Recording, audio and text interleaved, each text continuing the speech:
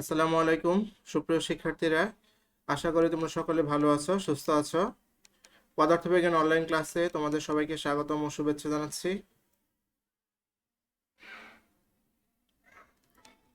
তোমাদের সাথে আছি আমি রাজল করিম, প্রভাষক পদার্থবিজ্ঞান বিভাগ, খিলগাঁও মডেল বিশ্ববিদ্যালয় কলেজ। তোমাদের আজ পাঠ পরিচিতি হিসাবে যা থাকবে তা হলো 2021 সালের এইচএসসি পরীক্ষায় অংশগ্রহণকারী শিক্ষার্থীদের জন্য পদার্থবিজ্ঞান প্রথম সপ্তাহের অ্যাসাইনমেন্টের উপর আমি আজকে ক্লাস নিব। তো তোমাদের এটা প্রথম অ্যাসাইনমেন্ট, অর্থাৎ অ্যাসাইনমেন্ট নং 1। তো তোমাদের যেহেতু বোর্ড থেকে প্রথম অ্যাসাইনমেন্ট তোমরা করছো, এখান থেকে একটা কাভার পেজ দেওয়া হয়েছে বোর্ড থেকে। সেই কাভার পেজটা অনেকেই ফিল আপ করতে অনেক সময় ভুল করে থাকো। তো আমি একটু কাভার পেজটা তোমাদেরকে দেখাই। প্রথমেই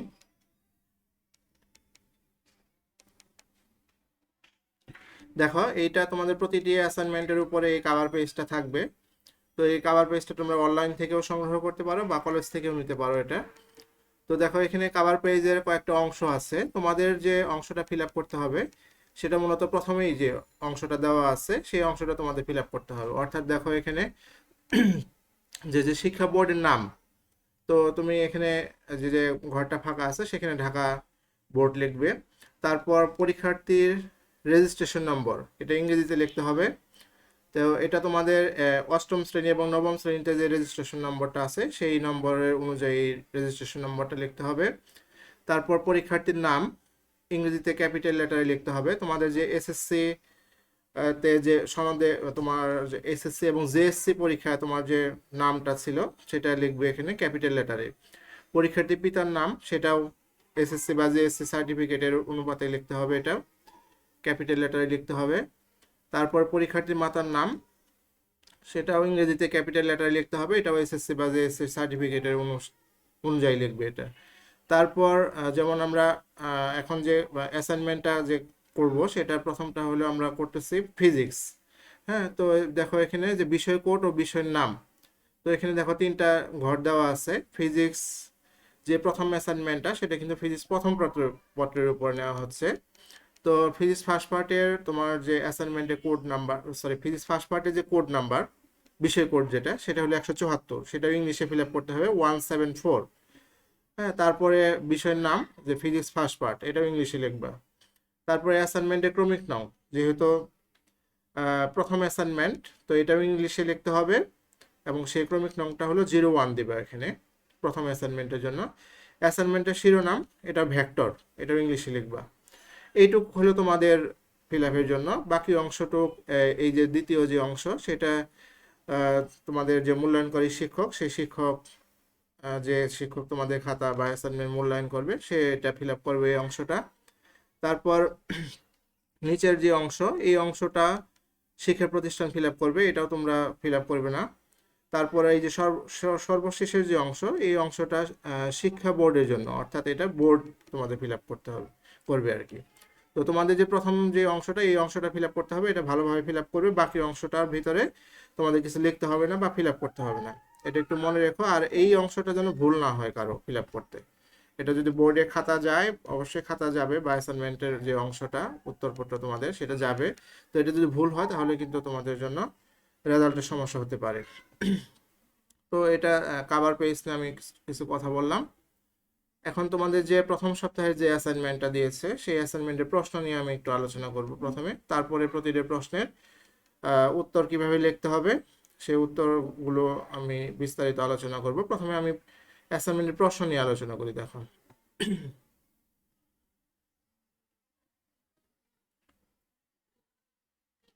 তো এটাই তোমাদের যে প্রথম সপ্তাহের অ্যাসাইনমেন্ট পদার্থবিজ্ঞান, সেই অ্যাসাইনমেন্টের প্রশ্ন এটা বোর্ড থেকে, বোর্ডের ওয়েবসাইট থেকে তোমরা কালেক্ট করতে পারো, বা গ্রুপেও আমি এই প্রশ্নটা সাবমিট করে দিয়েছি, সেখান থেকেও নিতে পারো। তো প্রশ্নটা নিয়ে আগে আমি বিস্তারিত আলোচনা করি, তারপরে অ্যান্সারে যাব। তো দেখো, এটা অ্যাসাইনমেন্ট নম্বর 1, অর্থাৎ প্রথম অ্যাসাইনমেন্ট তোমাদের এটা। এটা হলো পদার্থবিজ্ঞান প্রথম পত্র দ্বিতীয় অধ্যায়। তো অ্যাসাইনমেন্টের শিরোনাম যেটা, সেটা হলো, অ্যাসাইনমেন্টের শিরোনাম হলো ভেক্টর। এখানে অ্যাসাইনমেন্টে কোশ্চেনটা দেওয়া আছে, আমরা কোশ্চেনটা পড়ি। দেখো, যে একটি ত্রিমাত্রিক প্রসঙ্গ কাঠামো চিন্তা করো।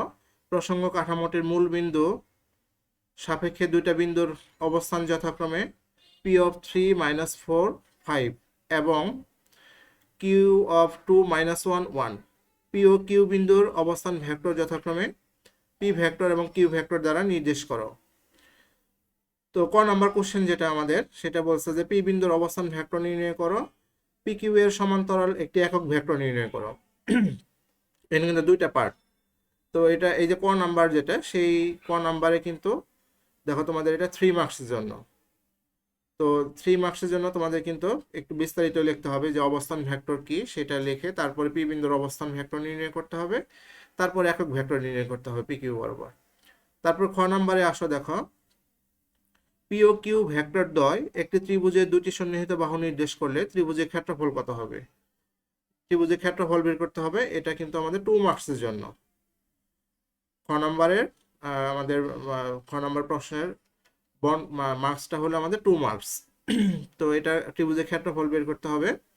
গ নাম্বারে আসো যে ধরো তোমার প্রসঙ্গ কাঠামোতে অপর একটি vector R equal to I cap plus 2j minus 3k, P Q এবং আর চিত্র 1 এর ন্যায় একটি ঘন সামান্তরিকে তিনটে বাহু নির্দেশ করে। এখানে একটা ঘন সামান্তরিক দেখানো হয়েছে, দেখো এখানে চিত্রে। যদি তিনটা বাহু নির্দেশ করে তাহলে সামান্তরিকের আয়তন নির্ণয় করো এবং উত্তরের সাপেক্ষে তোমার ব্যাখ্যা উপস্থাপন করো। অর্থাৎ এখানে যে ঘনবস্তুটা দেওয়া আছে সামান্তরিকের ঘনবস্তু, ঘন সামান্তরিক, সেই ঘন সামান্তরিকের আয়তন নির্ণয় করতে হবে। এটাও কিন্তু তোমাদের 3 মার্কস। তো কাজে বিস্তারিত লিখতে হবে কিন্তু। আর ঘ নাম্বার দেখো বলছে যে এবার একটি নদীর প্রস্থ হিসাবে পি এর মানকে বিবেচনা করো। অর্থাৎ পিটাকে আমরা একটা নদীর প্রস্থ বলবো। আর ধরো কিউ নদীর স্রোতের বেগ, নদীতে স্রোত আছে, সেই স্রোতের বেগটা ধরলাম আমরা কিউ, এবং আরটা হলো নৌকার বেগ নির্দেশ করে। এবং তুমি ওই নৌকায় বসে আছো। এখন সবচেয়ে কম সময়ে নদী পার হতে তুমি কি ব্যবস্থা গ্রহণ করবে, গাণিতিকভাবে দেখাও। নৌকাটি এর চেয়ে জোরে চালানো সম্ভব নয়। তো এটা আমাদের একটা নতুন প্যাটার্ন। এই প্রথম তিনটা গেল আমাদের এই সামান্তরিকের বিষয়গুলো নিয়ে গেছে, ত্রিভুজ সূত্র নিয়ে গেছে। তো এখন এই যে ভেক্টরগুলো যে দেওয়া আছে পি কিউ আর, এই তিনটা ভেক্টর দিয়ে একটা নদীর তিনটা অংশ বোঝানো হয়েছে। একটা হলো নদীর প্রস্থ বোঝানো হয়েছে পি ভেক্টর দিয়ে, কিউ ভেক্টর দিয়ে নদীর স্রোতের বেগ বোঝানো হয়েছে, এবং আর ভেক্টর দিয়ে নৌকার বেগ বোঝানো হয়েছে। এখন সবচেয়ে কম সময় নদী পার হতে হলে কি ব্যবস্থা গ্রহণ করতে হবে সেটা গাণিতিকভাবে বিশ্লেষণ করতে হবে। এটাও কিন্তু আমাদের 3 মার্কসের জন্য, কাজে এটাও বিস্তারিত লিখতে হবে। তারপর মোনামা কোশ্চেন যেটা, নদী পার হওয়ার সবচেয়ে কত সময় ছিল তা নির্ণয় করো। এটা হলো 2 মার্কসের জন্য। আর চ নাম্বার যেটা বলছে, এখন এই নদী সবচেয়ে কম দূরত্বে পার হতে নৌকাটি বেগের এবং সময়ের কোনো পরিবর্তন করতে হবে কিনা, গাণিতিক যুক্তি বিশ্লেষণ করো। এখন এই দেখো এই যে নদীর যে বিস্তারিত এই যে উদ্দীপকটা দেওয়া আছে এখানে ভিতরের প্রশ্নগুলো, এই সবগুলোই কিন্তু আমাদের এখানে দেখো একটা নির্দেশনা দেওয়া আছে। এই নির্দেশনায় আমাদের দেওয়া আছে দেখো পরিমাপের ক্ষেত্রে দৈর্ঘ্য কিলোমিটার এককে প্রকাশ করতে হবে এবং বেগকে কিলোমিটার/ঘন্টা এককে প্রকাশ করতে হবে। অর্থাৎ এই যে নদীর প্রস্থ বা বেগ যেটাকে বলছি আমরা, স্রোতের বেগ বা নৌকার বেগ, এগুলো সবগুলোই আমাদের কিলোমিটার/আওয়ারে প্রকাশ করতে হবে এককগুলো। আর নদীর প্রস্থটাকে আমরা কিলোমিটারে প্রকাশ করব। এই নির্দেশনাগুলো কিন্তু অবশ্যই মানতে হবে। তো তোমাদের এই যে প্রথম সপ্তাহের যে অ্যাসাইনমেন্ট, এই অ্যাসাইনমেন্টটা সম্পূর্ণ হলো আসলে 16 মার্কসের উপরে, 16 মার্কসের উপরে এই অ্যাসাইনমেন্টটা কোশ্চেনটা দেওয়া হয়েছে বোর্ড থেকে। তো এখানেও দেখাও যে তোমাদের যে কোশ্চেন পেপার যেটা, এই কোশ্চেন পেপারে কিন্তু এখানে কিন্তু এই যে মার্কসের বন্টনটা দেওয়া আছে যে তোমরা যদি ওই অ্যাসাইনমেন্টে 13 থেকে 16 পাও সেটা হলো অতি উত্তম, 11 থেকে 12 পেলে সেটা উত্তম, 8 থেকে 10 পেলে সেটা ভালো, আর 8-এর কম পেলে সেটা অগ্রগতির প্রয়োজন।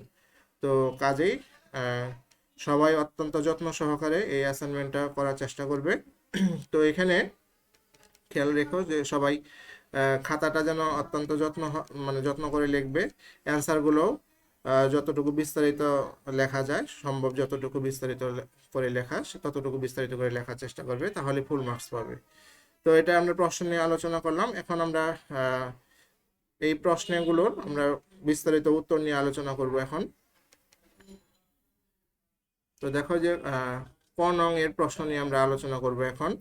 তো এখানে আমাদের আলোচনার যে বিষয়গুলো থাকবে ক নং প্রশ্নের জন্য, সেখানে আমরা আলোচনা করব অবস্থান ভেক্টর, একক ভেক্টর, তারপরে একটি ভেক্টরের সমান্তরাল একক ভেক্টর নির্ণয়, দুটি ভেক্টরের লব্ধি সমান্তরাল একক ভেক্টর নির্ণয়, তারপরে দুটি ভেক্টরের লম্ব দিকে একক ভেক্টর নির্ণয়। তো আমরা প্রথমে দেখো অবস্থান ভেক্টর কাকে বলে, সেই অবস্থান ভেক্টর বা ব্যাসার্ধ ভেক্টরের সংজ্ঞা দিব আমরা এখানে। যে অবস্থান ভেক্টর বা ব্যাসার্ধ ভেক্টর কাকে বলে, দেখো যে প্রসঙ্গ কাঠামোর মূল বিন্দু সাপেক্ষে অন্য কোনো বিন্দুর অবস্থান নির্ণয়ের জন্য যে ভেক্টর ব্যবহার করা হয় তাকে অবস্থান ভেক্টর বলে। এখন আমি একটা চিত্র দেখাচ্ছি, চিত্র দেখলেই তোমরা অবস্থান ভেক্টরের সংজ্ঞাটা এর আগেও অনেকবার বহুবার পড়ছো। তো চিত্রটা আমরা এখন দেখবো। এখন দেখো যে এখানে একটা ত্রিমাত্রিক কার্তেশীয় স্থানাঙ্ক ব্যবস্থা দেখানো হয়েছে এক্স ওয়াই জেড। তো ওটা হলো আমাদের এখানে মূল বিন্দু ও, এবং পি হলো এই প্রসঙ্গ কাঠামোর মূল বিন্দু থেকে একটা বিন্দু ধরা হয়েছে পি বিন্দু। তাহলে পি বিন্দুটা হলো আমরা এখন ওপি ইকাল টু আর দ্বারা একটা ভেক্টর নির্দেশ করব। অর্থাৎ দেখো যে পি বিন্দুর অবস্থানটা আমরা ওপি ইকাল টু আর দ্বারা নির্দেশ করেছি। এই আরটাই হলো আমাদের এখানে অবস্থান ভেক্টর। তো এই অবস্থান ভেক্টরের আরেকটা নাম হলো ব্যাসার্ধ ভেক্টর। তারপরে আমরা আলোচনা করব হলো একক ভেক্টর। তো যে ভেক্টরের মান এক একক তাকে একক ভেক্টর বলে, এটা তোমরা জানো। তো একটি দেখো একক ভেক্টর, একটা চিত্র দেখাবো এখন। একটি একক ভেক্টর এ এর মান আমরা ধরলাম 3। একটা চিত্রে দেখানো হয়েছে, দেখো একটা ভেক্টর এখানে 3টা অংশে ভাগ করে দিয়েছি, এর মানটা হলো 3। তো প্রত্যেকটা অংশই আমরা ধরলাম, এই দেখো এক এক করে ধরছি আমরা। তো এখানে এ ভেক্টরটা হলো আমাদের যে মূল ভেক্টর এ, এটা হলো আমাদের এই যে ক্ষুদ্র ক্ষুদ্র 3টা ভাগে যে ভাগ করছি সেই 3টা ভাগের সমান। এখন এর একক ভেক্টরটা হবে, যে ভেক্টরে আমরা একক ভেক্টর নির্ণয় করব সেই ভেক্টরের স্মল লেটার নিব এবং উপরে একটা ক্যাপ চিহ্ন দিব, এবং সেই একক ভেক্টরের ফর্মুলাটা হলো ওই ভেক্টর ডিভাইডেড ওই ভেক্টরের মান। দেখো এখানে এই ভেক্টরটাকে আমরা 3 ভাগে ভাগ করে দিয়েছি, এর মান হলো আমাদের 3। আর ওই ভেক্টরটা হলো আমাদের মূল ভেক্টর ছিল এ ভেক্টর। অর্থাৎ একক ভেক্টরকে আমরা যে ভেক্টর একক ভেক্টর নির্ণয় করব তার স্মল লেটার নিব, সেই ভেক্টর মানে মূল ভেক্টর এবং মূল ভেক্টরের যে মানটা সেই মান দ্বারা ভাগ করলে কিন্তু আসলে একক ভেক্টর পাওয়া যায়। তো এখানে আমরা মূল যে ফর্মুলাটা সেই ফর্মুলাটা দেখি এখানে, যে A cap equal to A vector divided A ভেক্টরের মান। এটা কিন্তু আমাদের একক ভেক্টর নির্ণয়ের ফর্মুলা, এটা তোমরা এর আগেও পড়েছো বহুবার। তো এখন আমরা গাণিতিক সমস্যা দেখব যে একটি ভেক্টরের সমান্তরাল একক ভেক্টর কিভাবে নির্ণয় করে। তাহলে যদি আর একটা ভেক্টর হয়, এর সমান্তরাল একক ভেক্টর আর ক্যাপ, যে স্মল লেটার দিয়ে উপরে ক্যাপ চিহ্ন দিবে, ওই ভেক্টর ডিভাইডেড ওই ভেক্টরের মান। তো এখন দেখো এখানে আমি একটা ম্যাথ দেখাচ্ছি, এটা কিন্তু তোমাদের অ্যাসাইনমেন্টের কোনো কোশ্চেনের কোনো ম্যাথ না, এটা আমি তোমাদের বোঝার জন্য ম্যাথগুলো দিচ্ছি এখানে। তো দেখো আর একটা ভেক্টর দেওয়া আছে, আর vector equal to 4i - 6j + 12k। এই ভেক্টরটার সমান্তরাল একক ভেক্টর নির্ণয় করতে হবে। তো দেওয়া আছে আর vector equal to 4i - 6j + 12k। তো আর এর সমান্তরাল একক ভেক্টর এটা আমরা জানি যে আর ক্যাপ, স্মল লেটারে আর দিয়ে এটা ক্যাপ দিতে হবে, উপরে আর ভেক্টর ডিভাইডেড আর ভেক্টরের মান। তো এখন আর ভেক্টর আমরা জানি যে আর ভেক্টর দেওয়া আছে 4i - 6j + 12k। আর এর মানটা যখন আমরা প্রকাশ করব তখন এটাকে লিখতে হবে ওই যে আই এর সহগের স্কোয়ার প্লাস অফ মাইনাস এই যে জে এর সহগের স্কোয়ার, মানে এই যে সহগগুলো এই সহগগুলোর উপর স্কোয়ার নিবে। অর্থাৎ এই যে 4 আই এর সহগ হলো 4 স্কোয়ার প্লাস জে এর সহগ হলো -6, তাহলে -6 হোল স্কোয়ার প্লাস কে এর সহগ হলো 12 হোল স্কোয়ার। তো এখন এটা আমরা এটা এগুলাকে স্কোয়ার করে যোগ করে দিয়ে রুট করলে আমরা এখানে 14 পাবো। তো এটাকে আমরা একটু সাজিয়ে লিখি, আর capital two 4/14i - 6/14j + 12/14k। এটাই হলো একটা ভেক্টরের সমান্তরাল একক ভেক্টর নির্ণয়ের ফর্মুলা, বা এটাই এইভাবে এই প্রসেসেই আমরা একটা ভেক্টরের একক ভেক্টর নির্ণয় করে থাকি।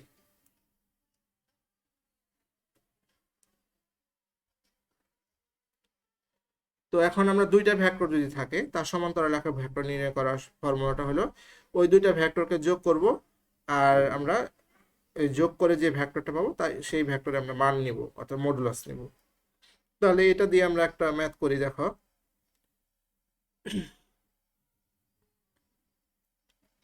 দুইটা ভেক্টর দেওয়া আছে, একটা ভেক্টর বি একটা ভেক্টর, এই ভেক্টর দুটো সমান্তরাল একক ভেক্টর বের করতে বলছে।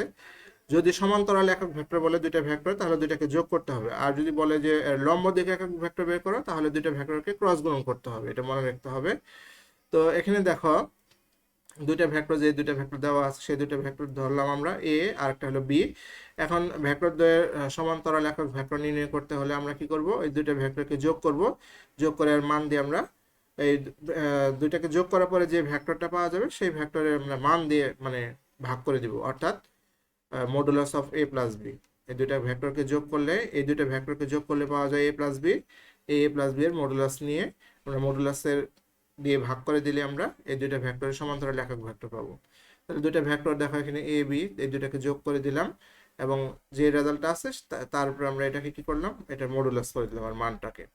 তো দেখো এখানে আমাদের একক ভেক্টর চলে আসছে, আর ক্যাপ ইকুয়াল টু যে 2/3 of I cap plus 1/3 of J cap plus 2/3 of K cap. এটা হলো আমাদের কি দুইটা ভেক্টরের সমান্তরাল একক ভেক্টর।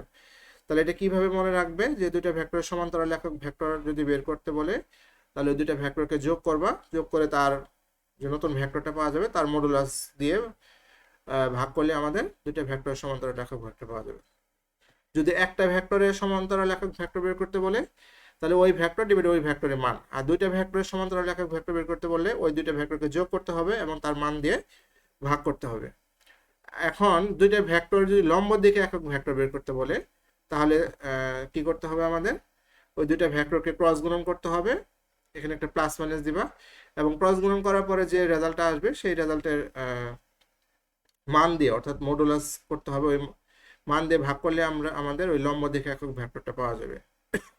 তাহলে দেখো আমরা এর উপরে ভিত্তি করে আরেকটা ম্যাথ দেখি। দুটি ভেক্টর দেওয়া আছে এ এবং বি, দুইটা ভেক্টর, এর লম্ব দিকে একক ভেক্টর বের করতে বলছে।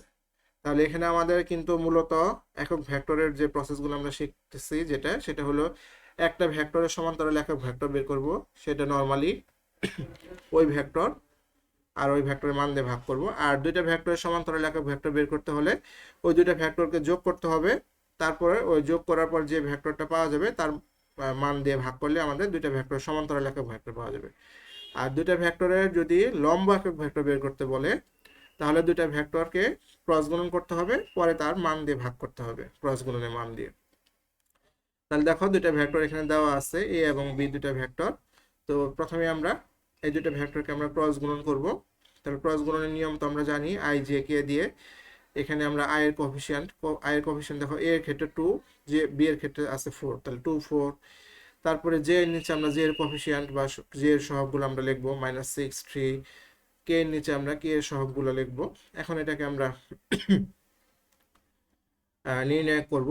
দেখো যখন আই কমন নিব তখন আই বরাবর কলাম বাদ রো বাদ, তাহলে গুণ হবে যে 6 এর সাথে 1, তাহলে দুইটাই মাইনাস আছে, তাহলে মাইনাস হচ্ছে +6। আর ফর্মুলার আর একটা মাইনাস দিয়ে যে 3 আর -3 গুণ করলে হবে না +9। তারপরে এখানে আমরা এটা প্লাস থাকলে এটা মাইনাস, এটা আবার প্লাস, তাহলে আই এর এখানে এটা প্লাস নিয়েছি, তাহলে যেটা হবে মাইনাস, তাহলে মাইনাস যে নিলাম, তাহলে যে বরাবর কলাম বাদ যাবে রো বাদ যাবে, তাহলে যে এখানে আমাদের 2 এর সাথে -1 গুণ করলে হবে -2, ফর্মুলার একটা মাইনাস, তাহলে মাইনাস হয়ে যাবে প্লাস, আর 4 আর 3 গুণ করলে হবে 12। একইভাবে এটা মাইনাস, এটা প্লাস, এটা মাইনাস, আর কে এটা হবে আমাদের কি প্লাস, তাহলে কে প্লাস নিলাম, কে বরাবর কলাম বাদ গেল রো বাদ গেল। দেখো এখানে থাকবে হলো 3 × 6, দেখো গুণ করতেছে 3 × 6, এই 2 আর 3 গুণ করলে হবে 6, আর ফর্মুলা একটা মাইনাস আছে, এই মাইনাস এটা প্লাস হয়ে যাবে প্লাস, এই 4 আর 6 গুণ করলে হবে 24। তাহলে এটা একটু আমরা যোগ করে রেজাল্ট পেয়ে গেলাম, এই যে 15i - 10j + 30k। এখন এর লম্ব দিকে একক ভেক্টর যেটা বের করতে বলছে, তো লম্ব দিকে একক ভেক্টর বের করার ফর্মুলা হলো ওই ভেক্টর যেটা ক্রস গুণন করলাম সেই ক্রস গুণনের ভেক্টরটা, আর এই যে এই ক্রস গুণন করার পরে যে নতুন ভেক্টরটা আসছে এর মডুলাস নিতে হবে। তাহলে এখন আমরা ক্রস গুণনের যে রেজাল্ট সেটা লিখলাম, আর মডুলাস অফ ওই যে ক্রস গুণনের যে ভেক্টরটা এর মডুলাস নিব। তাহলে মডুলাসে দেখো আই এর সহগ তার উপর স্কয়ার প্লাস জে এর সহগ তার উপর স্কয়ার প্লাস কে এর সহগ তার উপর স্কয়ার। এখন এটা তুমি নর্মালি ক্যালকুলেটর ইউজ করো, ক্যালকুলেটর ইউজ করলে এখানে +-35 পাবে। তো এটাকেই আমরা একটু সাজিয়ে লিখবো, যে প্রত্যেকটা নিচে নিচে দিয়ে দিব এই 35টাকে। তারপরে একটু আমরা কাটাকাটি করলে আমরা এই রেজাল্টটা পাবো। প্লাস মাইনাসটাকে আমরা একবার প্লাস আকারেও রেজাল্ট লিখতে পারি আর একবার মাইনাস আকারেও লিখতে পারি। তাহলে এগুলো হলো আমাদের একক ভেক্টর সম্পর্কে, মানে একক ভেক্টর নির্ণয় সম্পর্কে আমাদের বিস্তারিত আলোচনা। তো এখন আমরা একটু ত্রিভুজ সূত্র দেখব, কারণ আমাদের ত্রিভুজ সূত্রটাও অ্যাপ্লাই করতে হবে ক নম্বর প্রশ্নের ভিতরে। দেখো এখানে একটা ত্রিভুজ দেখানো হয়েছে, এ বি সি একটা ত্রিভুজ। এই ত্রিভুজের দেখো এখানে এ বি এবং বিসি এই দুইটা বাহু একই দিক নির্দেশ করছে এবং এসিটা তার বিপরীত দিক নির্দেশ করছে। মানে এ বি বিসি এটা সি এ হওয়ার কথা ছিল, কিন্তু দেখো এখানে ডিরেকশনটা কিন্তু এসি বরাবর। তাহলে মানে দুইটা ভেক্টর যদি একটা ত্রিভুজের দুইটা সন্নিহিত বাহু দ্বারা একই ক্রমে দুইটা ভেক্টরকে নির্দেশ করে, তাহলে ত্রিভুজের তৃতীয় বাহু দ্বারা বিপরীত ক্রমে ভেক্টর দুইটা লব্ধি নির্দেশ করে। আমি আবারও বলছি, দেখো একই জাতীয় দুটি ভেক্টরকে যদি একটি ত্রিভুজের দুইটা সন্নিহিত বাহু দ্বারা নির্দেশ করে, অর্থাৎ দেখো যে এ বি বরাবর এবং বিসি বরাবর যদি আমাদের একই দিকে দুইটা ভেক্টর ক্রিয়া করে, তাহলে আমাদের তৃতীয় বাহু দ্বারা এই ভেক্টর দুইটার বিপরীত ক্রমে লব্ধির মান ও দিক নির্দেশ করবে। অর্থাৎ এখানে যদি আমরা চিত্র থেকে এটা আমরা গাণিতিক একটা সমীকরণ যদি লিখতে চাই, তাহলে হবে এ বি প্লাস বিসি, অর্থাৎ দুইটা একই দিকে গেছে, দুইটাকে আমরা লিখবো এ বি প্লাস বিসি, আর এটা গেছে তার বিপরীত দিকে, সেটা হলো আমাদের এই দুইটা বাহুর লব্ধি নির্দেশ করছে, অর্থাৎ এসি। অর্থাৎ দেখো যে একই জাতীয় দুটি ভেক্টরকে যদি একটি ত্রিভুজের দুটি সন্নিহিত বাহু দ্বারা একই ক্রমে এদের মান ও দিক নির্দেশ করে, তাহলে ত্রিভুজের তৃতীয় বাহু দ্বারা, এই যে তৃতীয় বাহু দ্বারা বিপরীত ক্রম শব্দটা অবশ্যই উল্লেখ করতে হবে, বিপরীত ক্রমে ভেক্টর দুটির লব্ধির মান ও দিক নির্দেশ করে। তাহলে এটা গেল আমাদের ত্রিভুজ সূত্র, এবং এই ত্রিভুজ সূত্রের উপর ভিত্তি করে কিন্তু আমাদের ক নম্বর অ্যাসাইনমেন্টের একটা ম্যাথের যে শেষ অংশটা, সেই শেষ অংশটা কিন্তু আমরা ত্রিভুজ সূত্রে অ্যাপ্লাই করবো এখানে। দেখো এখানে আমি একটা ম্যাথ দেখাচ্ছি, এই ম্যাথের প্রায় হুবহু একটা ম্যাথ তোমাদের যে ক নাম্বার সৃজনশীল যে উদ্দীপক অ্যাসাইনমেন্টের যে প্রশ্নটা ছিল, সেই অ্যাসাইনমেন্টের ক নাম্বার অ্যাসাইনমেন্টের শেষ অংশটা, দুইটা অংশ ছিল ক নাম্বার অ্যাসাইনমেন্টের, শেষ অংশটা আমাদের এইভাবে বের করতে হবে। তো দেখো এখানে দুইটা ভেক্টর দেওয়া আছে পি এবং কিউ, পি কিউ ভেক্টর নির্ণয় করতে বলছে এবং এর মান কত সেটা আমরা বের করবো। তাহলে এখানে আমরা একটা ত্রিভুজ সূত্র অ্যাপ্লাই করার জন্য এখানে আমরা একটা ত্রিভুজ কল্পনা করলাম, ও বিন্দু, এটা পি বিন্দু, এটা হলো কিউ বিন্দু। তাহলে দেখো এখানে এই O P R P Q দুইটা একই দিকে নির্দেশ করছে, ও কিউটা তার উল্টা দিক অর্থাৎ বিপরীত দিক নির্দেশ করছে। তাহলে ও পি এবং পি কিউ এই বাহু দুইটার লব্ধি নির্দেশ করবে হলো আমাদের ও কিউ। তাহলে আমরা এখন একটু দেওয়া আছে অংশটা লিখবো একটু, পি বিন্দুর অবস্থান ভেক্টর, এই যে ও পি ইকাল টু যে ভেক্টরটা দেওয়া আছে, কিউ বিন্দুর অবস্থান ভেক্টর ও কিউ ধরলাম, এবং এই চিত্র হতে পাই যে ত্রিভুজ সূত্র অ্যাপ্লাই করলাম ওপি প্লাস পি কিউ, অর্থাৎ এই যে OP plus P Q equal to হলো ও কিউ। এখন এখান থেকে যদি আমরা পি কিউ এর মান বের করতে চাই, এই পি কিউ এর মান তোমাদের কিন্তু পি কিউ এর মান কিন্তু বের করতে হবে ক নাম্বার যে প্রশ্নটা আছে, ক নাম্বার প্রশ্নের শেষের অংশে। তাহলে পি কিউ ইকাল টু এই যে ও কিউ মাইনাস ওপি, এগুলো বিস্তারিত কিন্তু লিখতে হবে যখন অ্যাসাইনমেন্টটা লিখবে। তাহলে পি কিউ ইকাল টু যে ও কিউ এর মান আর ওপি এর মান বসালাম, এখানে বিয়োগ করলে আমরা দেখো নতুন ভেক্টরটা পাবো। তাহলে পি কিউ ইকাল টু পাওয়া যাবে আমাদের I plus two J minus three K. এখন এর মান যদি আমরা বের করতে চাই, তাহলে পি কিউ মডুলাস দিতে হবে, ইকাল টু আই এর সহগ হলো ওয়ান, তাহলে এই ওয়ান স্কোয়ার প্লাস জে সহগ হলো টু, এই টু স্কোয়ার প্লাস কে সহগ হলো মাইনাস থ্রি, তাহলে মাইনাস থ্রি স্কোয়ার। তাহলে এটার মান আসছে আমাদের রুট অফ 14। তো এটার যদি এখন বলে একক ভেক্টর বের করো, তাহলে ওই ভেক্টর, এই যে এই ভেক্টর আর এই যে মান, এটা দিয়ে ভাগ করলে কিন্তু আমাদের একক ভেক্টর চলে আসবে। তো এখন আমরা একটু সারসংক্ষেপ, মানে ক নাম্বার প্রশ্নে যে তোমাদের যে ক নাম্বার প্রশ্নটা দেওয়া আছে অ্যাসাইনমেন্টে, সেটার আমরা একটু সারসংক্ষেপ আলোচনা করব এখন। যে পি বিন্দুটি অবস্থান ভেক্টর নির্ণয় করো, তাহলে তুমি আগে শুরুতেই অবস্থান ভেক্টর কাকে বলে সেই অবস্থান ভেক্টরের সংজ্ঞা দিবে, তারপর দেখো চিত্র একে পি বিন্দুর অবস্থান ভেক্টরটা নির্ণয় করবে। পি বিন্দুর অবস্থান vector P vector equal to 3i - 4j + 5k, এটা হবে। আর পি কিউ এর সমান্তরাল একক ভেক্টর বের করো। তাহলে পি কিউ ভেক্টরটা কিভাবে বের করতে হয়, ওই যে ত্রিভুজ সূত্র অ্যাপ্লাই করে বিস্তারিত পি কিউটা বের করবা, বের করে এর সমান্তরাল একক ভেক্টর বের করবে। ওটা তো আমি শিখিয়ে দিলাম একটু আগে, আমাদের ম্যাথের ভিতরেই ছিল এটা। তো এটা মূলত কিন্তু এভাবে কিন্তু অ্যান্সার লিখবে না, এটা কিন্তু 3 মার্কসের জন্য, কাজে এতটুকু লিখলে হয়তো তুমি 1 নাম্বার পেতে পারো। কাজে বিস্তারিত লিখতে হবে, যে আগে অবস্থান ভেক্টর লিখবে, অবস্থান ভেক্টর সংজ্ঞা লিখে তারপর একটা চিত্র এঁকে পি বিন্দুর অবস্থান ভেক্টরটা নির্দেশ করবে, তারপরে আবার ওই যে ত্রিভুজ সূত্র যে ম্যাথটা একটু আগে করলাম সেই ত্রিভুজ সূত্র অ্যাপ্লাই করে পি কিউ ভেক্টর বের করবা, পি কিউ ভেক্টরের মান বের করবা। যে একটু আগে যে ভেক্টর আমাদের মান বের করলে √14 আসছিল, এখানে যেমন 26 আসছে, রেজাল্টটা তোমরা মিলাতে পারো, কিন্তু সরাসরি এটা কিন্তু লেখা যাবে না। তারপরে খ নংয়ের প্রশ্ন নিয়ে আমরা এখন আলোচনা করব। খ নম্বর প্রশ্নটা কি ছিল সেটা আমরা একটু দেখি আগে। দেখো, পি এবং কিউ ভেক্টর দ্বয় একটি ত্রিভুজে দুটি সন্নিহিত বাহু নির্দেশ করলে ত্রিভুজের ক্ষেত্রফল কত সেটা বের করতে বলছে। তাহলে ত্রিভুজের ক্ষেত্রফল বের করতে হবে আমাদের। আমরা একটু সূত্রটা দেখি যে দুইটা ভেক্টর পি এবং কিউ একটা ত্রিভুজে যদি দুইটা সন্নিহিত বাহু নির্দেশ করে তাহলে ত্রিভুজের ক্ষেত্রফলের সূত্র হবে half into P cross Q. P cross Q করে এর মডুলাস নিতে হবে, এবং এটার যেহেতু ক্ষেত্রফল এর এককটা আসবে বর্গ একক। এককটা সেটা মিটার হতে পারে, সেন্টিমিটার হতে পারে, ফুটও হতে পারে। তাহলে এককটা কিন্তু বর্গ এককে আমরা লিখবো আর কি। তাহলে এই যে ক্ষেত্রফল বের করব, বের করার যে নিয়ম, সেই নিয়মের উপরে আমি একটা ম্যাথ দেখাচ্ছি তোমাদের। সরাসরি কিন্তু এটা কিন্তু অ্যাসাইনমেন্টের ম্যাথ না, আমি আবারও বলছি। এটা যে ম্যাথটা অ্যাসাইনমেন্টে দেওয়া আছে তার আলোকে আমি এখানে একটা ম্যাথ করে দিচ্ছি। সরাসরি তোমাদের অ্যাসাইনমেন্টের প্রশ্ন সলভ করে দেওয়ার নিয়ম নেই, আমি জাস্ট ম্যাথগুলো বুঝিয়ে দিব, তোমরা এটার আলোকে ম্যাথ মানে অ্যাসাইনমেন্টের প্রশ্নটা সলভ করবে। তো দেখো, এখানে আমরা জানি a + b = আগে আমরা ক্রস গুণন করব ক্ষেত্রফল বের করার জন্য, তো আগে ক্রস গুণন লাগবে। a + b = তো ওই যে ক্রস গুণনের ক্ষেত্রে আমরা জানি i j k লিখতে হয়। তারপরে i এর সহগগুলো, যেমন i এর সহগ এখানে আছে 4, এখানে i নাই, এই জন্য আমি 0 লিখছি সহগ। তারপর j এর সহগ আছে এখানে 3, এই 3 বসালাম। এখানে j এর সহগ আছে আমাদের -2, তাহলে -2 বসালাম। একই রকম ভাবে k এর সহগ এখানে নাই 0, আর এখানে k এর সহগ আছে 5। এখন এটাকে আমরা ক্রস গুণন করব। তোমাদের যেটা দেওয়া আছে অ্যাসাইনমেন্টে, যে দুটো ভেক্টর দেওয়া আছে, পি ভেক্টর আর একটা হলো কিউ ভেক্টর। তো তোমরা এখানে a + b এর পরিবর্তে p + q লিখে তারপরে এই যে পি কিউ এর যে ভ্যালুগুলো এখানে লিখবা। লিখে এখানে আমরা ক্রস গুণন করব। যখন এই যে i নিব, i বরাবর কলাম বাদ রো বাদ, গুণনটা যেখান থেকে শুরু হবে ফর্মুলা মাইনাস দিয়ে এটা।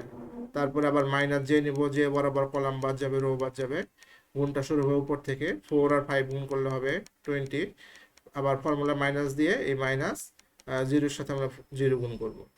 একইভাবে যখন কে নিব, কে বরাবর কলাম বাদ যাবে, রো বাদ যাবে, 4 এর সাথে 2 গুণ করব, তাহলে যে 4 × -2, ফর্মুলা মাইনাস দিয়ে 0-এর সাথে 3 গুণ করব, 0-এর সাথে 3। এখানে কিন্তু এ বি এই যে ভেক্টর, এটা কিন্তু আমি এটা জাস্ট একটা ম্যাথ দেখাচ্ছি, তোমাদের কিন্তু এই মান দিয়ে করতে হবে অ্যাসাইনমেন্টগুলো, কারণ তোমাদের অ্যাসাইনমেন্টের প্রশ্নের ভিতরে কিন্তু পি এবং কিউ ভেক্টর দুইটা দেওয়া আছে। তো দেখো, আমাদের পি a + b চলে আসছে। তো এখন এই a + b এর মডুলাস বের করব। মডুলাস আমরা বের করলাম। মডুলাস বের করার নিয়ম তো আমরা জানি যে i এর সহগ স্কয়ার প্লাস j এর সহগ স্কয়ার প্লাস k এর সহগ স্কয়ার, যে k এর সহগ -8 আছে। তো এটা যখন ক্যালকুলেটর ইউজ করে রুট করো, মানে এগুলো স্কয়ার করে যোগ করে দিয়ে রুট করলে আমাদের 26.25 চলে আসবে। তাহলে ত্রিভুজের ক্ষেত্রফলের সূত্র হলো হাফ ইন্টু a + b এর মডুলাস, এত বর্গ একক। আমি মান বসিয়ে দিয়েছি জাস্ট। তাহলে তোমরা p + q করে তার মডুলাস বের করে হাফ দিয়ে গুণ করলেই এই ত্রিভুজটার ক্ষেত্রফল পেয়ে যাবে, এবং ক্ষেত্রফলটা অবশ্যই বর্গ এককে লিখবে। তারপরে গ নং-এর প্রশ্ন নিয়ে আমরা এখন আলোচনা করব। গ নং প্রশ্নটা দেখো, আগে আমরা একটু প্রশ্নটা পড়ে নিই। ধরো, তোমার প্রসঙ্গ কাঠামোতে অপর একটি vector r = i + 2j - 3k দেওয়া আছে। পি এবং কিউ এবং r, পি কিউ এবং r চিত্র 1 এর ন্যায় একটি ঘন সামান্তরিকে 3টে বাহু নির্দেশ করলে সামান্তরিকটির আয়তন নির্ণয় করো এবং উত্তরের সপক্ষে তোমার ব্যাখ্যা উপস্থাপন করো। তাহলে দেখো, এটাকে যদি আমরা পি ভেক্টর ধরি, এটাকে ধরলাম আমরা কিউ ভেক্টর, আর এই অংশটাকে ধরলাম আমরা আর ভেক্টর। তাহলে 3টে ভেক্টর দেওয়া আছে, একটা ঘন সামান্তরিক দেওয়া আছে। ঘন সামান্তরিকের যে ফর্মুলা আয়তন বের করার, সেই ফর্মুলাটা তোমাদের বইয়ে সরাসরি এইভাবে ফর্মুলা দেওয়া আছে, যেটা আমি এখন দেখাচ্ছি। দেখো, যে সামান্তরিকের আয়তন হলো ভূমির ক্ষেত্রফল। এই যে ভূমির, এটাকে যদি আমরা এই তলটাকে ভূমি ধরতে পারি, ভূমির ক্ষেত্রফল ইন্টু উচ্চতা, উচ্চতাটা এটা হলো এটা। তাহলে এখন যেহেতু আমাদের 3টা ভেক্টর ছিল পি কিউ আর, তাহলে দুইটা ভেক্টর, যে কোনো দুইটা ভেক্টরে ক্রস গুণন করে তার সাথে আমরা যদি আরেকটা ভেক্টর যে দেওয়া আছে তার ডট গুণন করি, তাহলে আমরা সামান্তরিকের আয়তন পাবো। সেটা পি এর সাথে কিউ কে ক্রস করে আর এর সাথে ডট করলে পাবা, কিউ এর সাথে আর কে ক্রস করে পি এর সাথে ডট করলেও একই মান পাওয়া যাবে। আবার পি এর সাথে আর কে ক্রস করে কিউ এর সাথে ডট করলেও সেই একই মান পাওয়া যাবে। তাহলে যে কোনো একটা প্রসেস করে সামুদ্রিক আয়তনের মানটা বের করবে। তো আমি এই যে তিনটা ভেক্টরের উপর ভিত্তি করে আমরা একটু এই ফর্মুলাগুলো মানে অন্য মান দিয়ে আমি একটা ম্যাথ দেখাচ্ছি তোমাদের। যেমন দেখো এখানে যে এ একটা ভেক্টর, বি একটা ভেক্টর এবং সি একটা ভেক্টর আছে। তো এখানে আমাদের বের করতে বলছে A dot B cross C এর মান বের করো। তো ওই জাস্ট সামুদ্রিক আয়তনের মতোই পি ক্রস কিউ ডট আর করলেও কিন্তু এখানে পাবা একই রকম। তো দেখো এখানে এর ভ্যালু, এই ভেক্টরটা দেওয়া আছে যেটা, সেটা লিখলাম, বি ভেক্টরটা দেওয়া আছে এটা লিখলাম, এবং সি ভেক্টরটা দেওয়া আছে এটা লিখলাম। এখন আমাদের বের করতে বলছে A dot B cross C, তাহলে বড় অংশটা হলো বি ক্রস সি, বড় অংশটা আগে বের করে নিই বি ক্রস সি, তারপরে আমরা এ এর সাথে ডট করে দিব। তাহলে ক্রস গুণন করার নিয়ম তো আমরা জানি, আই জে কে। তাহলে এখানে আমরা ওই যে আই এর সহগগুলা নিব বি আর সি এর ক্ষেত্রে, দেখো এখানে 1 আছে, এখানে 1 আছে, 1 1। বি আর সি এর ক্ষেত্রে জে এর সহগ 2 1, এই যে 2 1। এখানে হলো কে এর সহগ -3 2, এই যে -3 2। তো এখন এটাকে আমরা নির্ণয় করব। নির্ণয় করার নিয়ম তো আমরা জানি, আই বরাবর মানে আই কে কমন নিব, আই বরাবর কলাম বাদ রো বাদ থাকবে। এই 2 এর সাথে 2 গুণ হবে 4, ফর্মুলার একটা মাইনাস, আর এই যেখানে একটা মাইনাস আছে, তাহলে মাইনাস প্লাস 1 এর সাথে 3 গুণ করলে হয় 3। একইভাবে আমরা মাইনাস জে নিব, মাইনাস জে নিলে যে বরাবর কলাম বাদ যাবে রো বাদ যাবে, গুণটা উপরে থেকে শুরু হবে, 1 থেকে 1 এর সাথে 2 অর্থাৎ 2 হবে, ফর্মুলা মাইনাস আছে তাহলে মাইনাস মাইনাসে প্লাস হবে, আর 1 আর 3 গুণ করলে হবে 3। একই রকম ভাবে যখন কে নিব, কে এর কলাম বাদ রো বাদ যাবে, এই কে এর ক্যালকুলেশনটা করব। তারপরে বি ক্রস সি, দেখো এগুলোকে যোগ করলে এইভাবে আসে, বি ক্রস সি এর বি ক্রস সিটাকে আমরা এইভাবে পাই। এখন এই বি ক্রস সি এর সাথে আমরা এইটাকে আমরা ডট করব, তাহলে এই ভেক্টর লিখলাম, যে এই ভেক্টর যেটা দেওয়া আছে এই ভেক্টর ডট এই বি ক্রস সি। তাহলে দুটো ভেক্টরের ডট গুণনে কি হয় আমরা জানি, যে আই আই চলে যাবে, আই এর সহগ আর আই এর সহগ গুণ হবে, তাহলে এই 3 আর 7 গুণ করলে হবে 21, এই 21। এখানে দেখো যে যে চলে যাবে, যে সহগ আছে 2, যে সহগ আছে -5, তাহলে 2 আর -5 গুণ করলে হয় -10। একই রকম ভাবে যেমন কে কে চলে যাবে, কে সহগ এখানে 1 আছে, এখানে -1 অর্থাৎ -1, তাহলে এটাকে ক্যালকুলেশন করলে আসে আমাদের 10। তাহলে একই রকম ভাবে তোমরা যে উদ্দীপকের যে তোমাদের পি কিউ আর তিনটা ভেক্টর দেওয়া আছে, তো এর জায়গায় পি, বি এর জায়গায় কিউ এবং সি এর জায়গায় আর বসিয়ে এই এর মান বের করলেই কিন্তু আমাদের আয়তন, সামুদ্রিক আয়তন বের হয়ে যাবে। এক্ষেত্রে তোমাদের চিত্র আঁকতে হবে এবং চিত্রে কোন বাহুকে কি ধরছো সেটা নির্দেশ করে তারপরে বিস্তারিত মানে এই ক্যালকুলেশনটুকু আমি এইভাবে লিখতে হবে, সেটা আমি দেখালাম এখানে। তো এখন আমরা ঘ নং প্রশ্ন নিয়ে আলোচনা করব। তো ঘ নম্বর প্রশ্নটা আমরা এখন আবার একটু পড়ি, দেখো। তো ওই যে যে তিনটা ভেক্টর দেওয়া আছে পি কিউ আর, তো পিটাকে আমরা নদীর প্রস্থ হিসেবে বিবেচনা করব, কিউটাকে নদীর স্রোতের বেগ এবং আরটাকে নদীর নৌকার বেগ নির্দেশ করছে, এবং তুমি ওই নৌকায় বসে আছো। এখন সবচেয়ে কম সময় নদী পার হতে তুমি কি ব্যবস্থা গ্রহণ করবে, গাণিতিকভাবে দেখাইতে বলছে এটা। এবং নৌকাটি এর চেয়ে জোরে চালানো সম্ভব নয়, অর্থাৎ পিটাকে, যে পি ভেক্টর যেটা দেওয়া আছে সেটাকে আমরা নদীর প্রস্থ মনে করব, কিউটাকে স্রোতের বেগ এবং আরটাকে নৌকার বেগ মনে করব, করে আমরা সবচেয়ে কম সময়ে নদী কিভাবে পাড়ি দেওয়া যায় সেটাকে আমরা গাণিতিকভাবে বিশ্লেষণ করব। তো এখানে আগে আমরা এক নজরে দেখি পি ভেক্টরটা, এটা আমাদের যে উদ্দীপকের ভিতরে বা অ্যাসাইনমেন্টের প্রশ্নের ভিতরে দেওয়া আছে, পি কিউ আর যে ভেক্টর তিনটা, সেই ভেক্টর তিনটা আমরা লিখলাম এখানে, পি ভেক্টর, কিউ ভেক্টর এবং আর ভেক্টর। লেখার পর পি ভেক্টরটাকে কিন্তু আমাদের নদীর প্রস্থ বলছে, তো এটাকে আমরা ডি দ্বারা প্রকাশ করলাম। তাহলে এর মানটা আগে আমরা বের করে নিই, মানটা বের করে নিলাম মডুলাস অফ পি দিয়ে, এটাকে আমরা ডি দ্বারা প্রকাশ করলাম নদীর প্রস্থটাকে। তো মান বের করে তো আমরা জানি যে সহগগুলোর উপর স্কোয়ার হয়, যেমন আয়ের সহগ 3 এর উপর স্কোয়ার, প্লাস যে সহগ হলো -4, তাহলে -4 এর উপর স্কোয়ার। একই রকম ভাবে কে সহগ হলো 5 5 স্কোয়ার, তাহলে এটা হলো √50, এটাকে ক্যালকুলেটর ইউজ করো 7.07 আসবে। এবং আমি কিন্তু শুরুতেই প্রশ্নটা নিয়ে যখন আলোচনা করেছিলাম তখন কিন্তু বলেছিলাম যে যে গ সরি ঘ ম চ এই তিনটা প্রশ্নের ভিতরে কিন্তু প্রস্থকে কিলোমিটারে এবং বেগকে কিলোমিটার পার ঘন্টায় প্রকাশ করতে বলছে, যেহেতু প্রস্থ তাহলে আর কিন্তু কিলোমিটার হবে এটা। একই রকম ভাবে স্রোতের বেগ আমরা ইউ দ্বারা প্রকাশ করলাম। এটা স্রোতের বেগ কিন্তু আমাদের উদ্দীপকের ভিতরে বলা আছে এটাকে কিউ, তাহলে এটাকে আমরা ইউ দ্বারা প্রকাশ করলাম, ধরে নিলাম আর কি, তাহলে আর মানটা বের করে নিলাম। যেহেতু বেগ, বেগ কিন্তু অবশ্যই কিলোমিটার পার আওয়ারে প্রকাশ করতে হবে, এটা কিন্তু নির্দেশনা দেওয়া আছে। এটা কিন্তু মিটার পার সেকেন্ডে লিখলে কিন্তু ভুল হবে।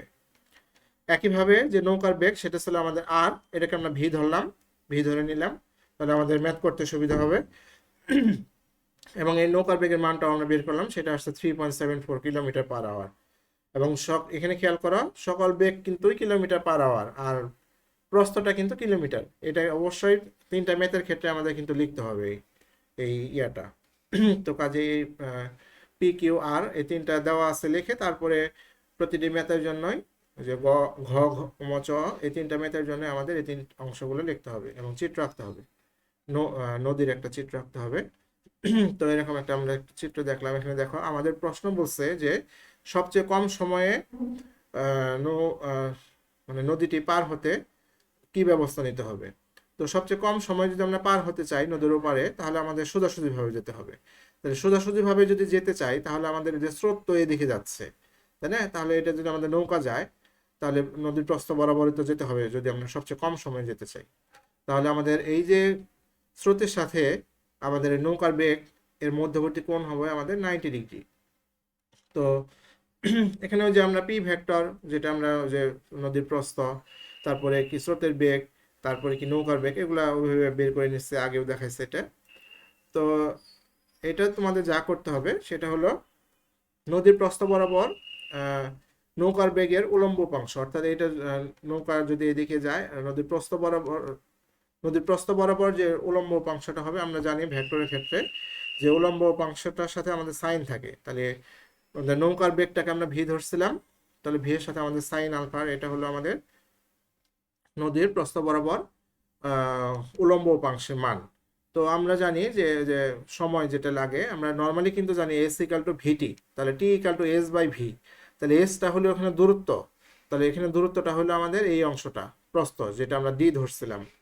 আর ভিটা হলো আমাদের এই যে বেগের উলম্ব উপাংশ, যেটার জন্য আমাদের আমরা যে বেগের কারণে আমরা ওই পারে যেতে পারবো সেই বেগের মানটা, অর্থাৎ আমাদের নৌকার বেগের উলম্ব উপাংশ ভি সাইন থিটা। এখন এখানে খেয়াল করো যে এই যে দূরত্ব, এটা তো ফিক্সড, যেটা কিলোমিটার দেওয়া আছে নদীর প্রস্থটা, হ্যাঁ এটা তো ফিক্সড থাকবে, তাহলে এটাকে তো আর চেঞ্জ করা যাবে না। আমাদের বলছে যে সর্বনিম্ন, মানে সর্বনিম্ন কম সময়ে কিভাবে পাড়ি দেওয়া যাবে। এখন নৌকার বেগটা যা দেওয়া আছে সেটাই থাকবে, এটা বলে দেওয়া আছে অধ্যাপকের ভিতরে। তার মানে ডি এর মান আর ভি এর মানটা অবশ্যই ফিক্সড রাখতে হবে, মানে এক্ষেত্রে আমাদের পরিবর্তন হবে না, কারণ নদীর প্রস্থটাকে তো আমি পরিবর্তন করতে পারবো না, কমাইতে পারবো না, বাড়াইতে পারবো না।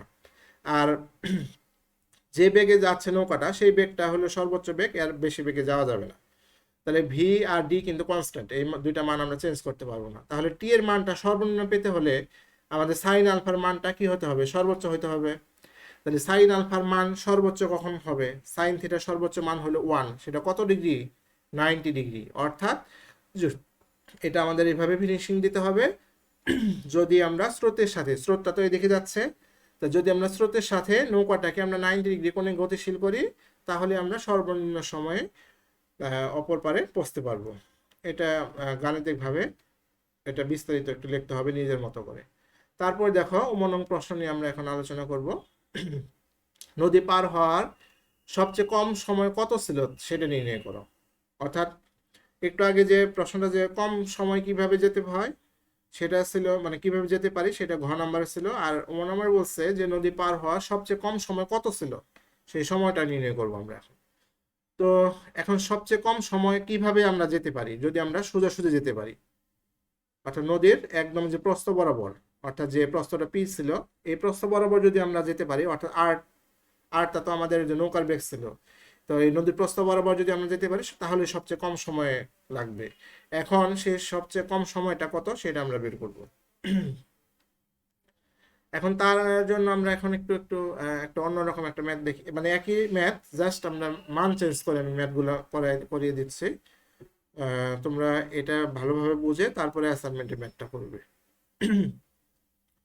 তো দেখো এখানে ডব্লিউ এটা হলো আমাদের স্রোতের বেগ ধরলাম, এবং এটা আমাদের কোণ দেওয়া আছে, প্রশ্নটা আগে পড়ে নিই। দেখো একটি নদীতে স্রোত হলো 1 কিলোমিটার পার আওয়ার বেগে প্রবাহিত হচ্ছে। একজন মাঝি স্রোতের সাথে 30 ডিগ্রি কোণে করে 3 কিলোমিটার পার আওয়ার বেগে নৌকা চালাচ্ছে। নদীটির প্রস্থ হলো আমাদের 0.5 কিলোমিটার। তাহলে আমরা একটু ওই যে প্রস্থ চিত্র এঁকে দিলাম। আহ, হলে নদীর প্রস্থ যদি 0.5 কিলোমিটার হয়, তাহলে এক তীর থেকে অন্য তীরে পৌঁছতে আমাদের কত সময় লাগবে সেটা বের করবো। তো দেখো এখানে আমরা যেটা যেটা দেওয়া আছে সেগুলো একটু আমরা সাজাই। এখানে এখানে ডব্লিউটা হলো 1 কিলোমিটার পার আওয়ার, এটা হলো আমাদের স্রোতের বেগ। আর আরটা হলো আমাদের 3 কিলোমিটার পার আওয়ার, এটা হলো আমাদের নৌকার বেগ। আলফাটা এখানে দেওয়া আছে 30 ডিগ্রি, আর এসটা দেওয়া আছে 0.5 কিলোমিটার। টি এর মানটা আমাদের বের করতে হবে। তো এটা তো আমি নর্মাল ম্যাথ করতেছি, তোমাদের অ্যাসাইনমেন্টে যে ম্যাথটা দেওয়া আছে তোমরা চিত্রটা এঁকে চিত্রটা কিন্তু এটা হবে না, এই মাঝখানে দাগটা হবে না, শুধু বাকি অংশ ঠিক আছে সবই। নদীর প্রস্থ এই যে এটাকে ডি ধরবা। হ্যাঁ, তারপরে স্রোতের বেগ, এটা হলো স্রোত, এটা ইউ ধরবা, এর মান দেওয়া আছে এখানে। আর নৌকার বেগ এই যে সোজাসুজি যাব, যেটা আমি আগের যে চিত্রটা দেওয়া আছে এই পেজের জাস্ট আগের পেজটা, ওই চিত্রটা এঁকে এই 3টা অংশ লিখবে অ্যাসাইনমেন্ট করার সময়। এখন আমাদের কিন্তু অ্যাসাইনমেন্টে বলছে কি যে সবচেয়ে কম সময় যদি আমরা যেতে চাই তাহলে আমাদের কি করতে হবে, সোজাসুজি যেতে হবে। এখন সোজাসুজি যেতে চাইলে আমাদের স্রোতের বেগের সাথে যে নৌকার বেগ এর মাঝখানে কোণ হবে আমাদের 90 ডিগ্রি। তার মানে এখানে আমাদের তখন আলফাটা হয়ে যাবে 90 ডিগ্রি। তো এখানে 90 ডিগ্রি ধরে দুটার মান বের করবা, পি এবং কিউ এর মান বের করবা। তো পি এবং কিউ এর মান বের করলে আমরা জানি যে T equal to S by V, অর্থাৎ এস মানে কিন্তু আমাদের ওই যে নৌকা প্রস্থ যেটা ডি ছিল, আর এই ভি থাকুক আমাদের নৌকার বেগ। তো দুইটার মান বসাইলে আমাদের যে আওয়ারে চলে আসবে। তোমরা রেজাল্ট কিন্তু ঘন্টায় রাখবা, কারণ হলো সময়কে ঘন্টায় প্রকাশ করতে বলছে, প্রস্থটাকে কিলোমিটারে প্রকাশ করতে বলছে, আর বেগকে কিন্তু কিলোমিটার পার আওয়ারে প্রকাশ করতে বলছে, এটা নির্দেশনা দেওয়া ছিল। তো কাজে এখানে কিন্তু মিনিটে রাখা যাবে না, অবশ্যই কি ঘন্টাতে রাখতে হবে। তো এখন দেখো যে 4 নম্বর প্রশ্ন নিয়ে আমরা আলোচনা করব। এখন এখন এই যে এই নদীর সবচেয়ে কম দূরত্ব পার হতে নৌকাটির বেগের এবং সময়ের কোনো পরিবর্তন করতে হবে কিনা গাণিতিক যুক্তি সহ ব্যাখ্যা করতে বলছে। সবচেয়ে কম সময়ে পাড়ি দিব, সেক্ষেত্রে আমাদের বেগের মান এবং কি দেখো প্রশ্ন আবার কি বলছে, সবচেয়ে কম দূরত্বে পার হওয়ার জন্য নৌকাটার বেগের মান এবং সময়ের মানে কোনো পরিবর্তন ঘটতে হবে কিনা সেটা গাণিতিকভাবে বিশ্লেষণ করতে হবে। সবচেয়ে কম দূরত্ব পার হবো, তার মানে কি সোজাসুজি তো পার হতে হবে সবচেয়ে কম দূরত্ব। তাহলে সেক্ষেত্রে আমাদের বেগের মান এবং সময়ের মানে কোনো পরিবর্তন করতে হবে কিনা গাণিতিকভাবে আমরা বিশ্লেষণ করব। তো এর একটা হচ্ছে আমরা এখন একটা ম্যাথ দেখি, যে একটা নদীতে স্রোতের বেগ দেওয়া আছে 5 কিলোমিটার পার আওয়ার। নৌকাটিকে যদি আমরা 10 কিলোমিটার পার আওয়ার বেগে চালনা করি তাহলে কোন দিকে চালালে সোজা অপর পারে পৌঁছতে পারবে। তাহলে এখানে দেখো আমরা যে নদী চিত্রে দেখাচ্ছি, নদীটা পিটা হলো আমাদের স্রোতের বেগ, আর কিউটা হলো আমাদের নৌকার বেগ। সোজা অপর পারে পৌঁছানোর জন্য আমাদেরকে ধরলাম আলফা কোণে যাত্রা শুরু করতে হবে। সেই আলফা কোণের মানটা কত সেটা আমরা বের করব। তো দেখো এখানে পি এর মান, কিউ এর মান এবং আলফার মান বের করতে হবে, এবং সোজা যেহেতু পৌঁছতে হবে তাহলে লব্ধিটা কিন্তু আমাদের 90 ডিগ্রি। তো এখানে তোমাদের এই যে এটা কিন্তু ডিটা হলো আমাদের নদীর প্রস্থ যেটা, হ্যাঁ, তারপরে স্রোতের বেগ যেটা আমি এখানে পি ধরছি সেটা কিন্তু আমাদের স্রোতের বেগটা আমরা এখানে ইউ ধরা আছে, আর নৌকার বেগ যেটা সেটাকে আমরা কিউ ধরছি, এটা এখানে ভি ধরা আছে। তো আর সব ক্ষেত্রে একই, তোমরা এই মানগুলো ব্যবহার করে এখানে যেমন আমরা আলফা বের করতেছি, তেমনি এখানে এই যে ইউ এবং ভি এর মান ধরে এখানে আমরা একটা আলফার মান বের করব। তো আমরা জানি যে tan theta equal to Q sine alpha divided P plus Q cos alpha. তো এখানে থিটাটা তো আমাদের 90 ডিগ্রি, যেহেতু আমরা সোজাসুজি পৌঁছবো। আমাদের কিন্তু প্রশ্নে বলা আছে কম দূরত্ব, তাহলে কম দূরত্ব কিভাবে হবে? কম দূরত্ব আমাদের তো এই পথে গেলেও কম দূরত্ব হবে না, এই পথে গেলেও কম দূরত্ব হবে না, আমাদের একদম সোজাসুজি যদি পৌঁছতে পারি তাহলে কম দূরত্ব হবে। তাহলে কম দূরত্ব যদি আমরা পৌঁছতে চাই তাহলে আমাদের ওই নৌকার বেগের সাথে আমাদের স্রোতের বেগের যে মাঝখানে কোণটা সেটা হলো 90 ডিগ্রি, এটা হলো আমাদের লব্ধি কোণ। তো এখানে আমাদের যে ক্যালকুলেশনের সুবিধার জন্য আমরা সাইন বাই কস নিলাম। একই রকম ভাবে সবার মান বসাও। এখানে তুমি এই যে কিউ এর মান, পি এর মান এখানে যেটা দেওয়া আছে তুমি এখান থেকে তুলনা করবা। এটা যেমন পি হলো স্রোতের বেগ ছিল, স্রোতের বেগ হলো আমাদের ইউ, তাহলে এখানে ইউ ধরবা। আর কিউটা ছিল এখানে আমাদের কি নৌকার বেগ, নৌকার বেগ তুমি ভি ধরবা। তাহলে কিউ এর জায়গায় ধরবা, সরি এই জন্য বললাম এটা, এখানে দেখো পিটা ছিল স্রোতের বেগ, ইউ ধরবা হলো স্রোতের বেগ, অর্থাৎ পি এর জায়গায় ধরবা ইউ, আর কিউ এর জায়গায় ধরবা ভি, ধরে আমাদের এখানে আলফার মান বের করবা। যে প্রসেসে আমি ম্যাথটা করতেছি ওই প্রসেসে আলফার মান বের করবে। তো আলফার মান যেমন এই প্রসেসটাই অবলম্বন করে আলফার মানটা যেমন যে কোশ্চেনে যে মানগুলো দেওয়া ছিল তার উপর ভিত্তি করে মানটা আসছে আমাদের কিন্তু 120 ডিগ্রি। এটা কিন্তু নাও মানে তোমাদের যে অ্যাসাইনমেন্টের যে প্রশ্ন সেই প্রশ্নে কিন্তু এই কোণের মান যে এটাই হবে তা না, আমাদের কিন্তু ওখানে বিভিন্ন যে মানগুলো দেওয়া আছে ইউভি ওই মানগুলো ধরে আলফার মানটা বের করবে। তো এখন আমরা যেটা 4 নম্বর কোশ্চেনে যেটা আমরা সার সংক্ষেপ নিয়ে আলোচনা করব, যে আমাদের প্রশ্ন বলছিল কি যে সবচেয়ে কম দূরত্ব পেতে হলে, কম দূরত্বে যেতে হলে আমাদের বেগের মান এবং কোণের মানের বেগের মান এবং সময়ের কোনো পরিবর্তন ঘটাতে হবে কিনা। তো বেগের মানটা যেহেতু আমাদের বলাই আছে কিন্তু সর্বোচ্চ এত বেগে যেতে হবে, তার মানে আমরা বেগ নিয়ে আলোচনা করব না, আমরা কোণ নিয়ে আলোচনা করি। আমাদের কি ব্যবস্থা নিতে হবে যে সবচেয়ে কম দূরত্ব অতিক্রম করতে হলে, তাহলে এখানে ডেল্টা আলফা ইকাল টু, যেহেতু আমরা সোজাসুজি বসবো তাহলে সোজাসুজি হলে আমাদের স্ট্যান্ডার্ড মানটা হলো 90 ডিগ্রি, আর ওই যে যে একটু আগে যে আলফাটা বের করলাম সেই আলফার মানটা 120 না, কিন্তু তোমাদের নতুন মান আসবে, তাহলে ওই আলফার মানের থেকে 90 মাইনাস করে দিলে আমাদের কোণের পরিবর্তনটা কত সেটা চলে আসবে। চলে আসলে তুমি ওখান থেকে সিদ্ধান্ত নিতে পারো যে সোজাসুজি অপর পারে পৌঁছাতে হলে আমাদের কোণের মানটা এত বৃদ্ধি করতে হবে। এভাবে সমাধান দিবে একটা ফিনিশিং। আরেকটা যদি আমরা সময়ের ক্ষেত্রে হিসাব করি, সময় কিন্তু আমরা ওই যে নাম্বার কোশ্চেনে যে সবচেয়ে কম সময় যেটা লাগছিল সেখানে ওই সময়টাকে তোমরা T1 ধরবা, অর্থাৎ আবারও ওখান থেকে মানটা নিতে হবে T1 নিয়ে।